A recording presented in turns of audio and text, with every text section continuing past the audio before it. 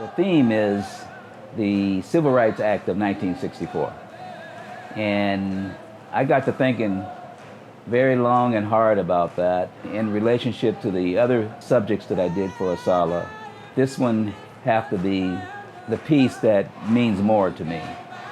As somebody who graduated in 1966 from high school, this is something that I always read about and heard about.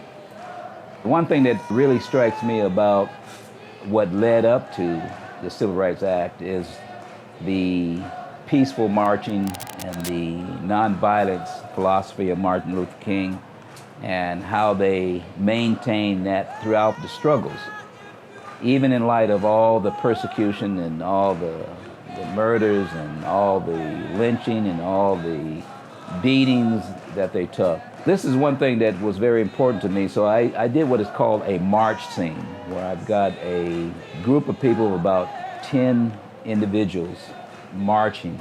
And that whole scene about marching was the images that I had in my mind when I think about the Civil Rights Act of 1964.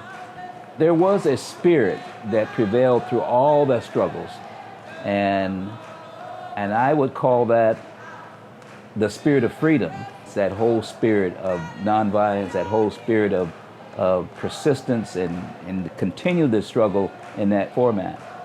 Inside of this image, I wanted to emphasize in scripts, in writing, all the events that led up to Civil Rights Act of 1964. This is the piece that I'm most proud of, the whole thing and how it's going to work and how it's going to flow.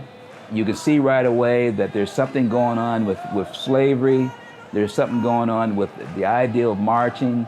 There's women in it, as well as people out of Jim Crow and out of the progressive areas of the time of the 80s and the 70s. It's all here. There is a certain humbleness in the face of the images, and I thought that was very important too, that you can see that these people were really serious about what they were doing and they were dedicated to their purpose.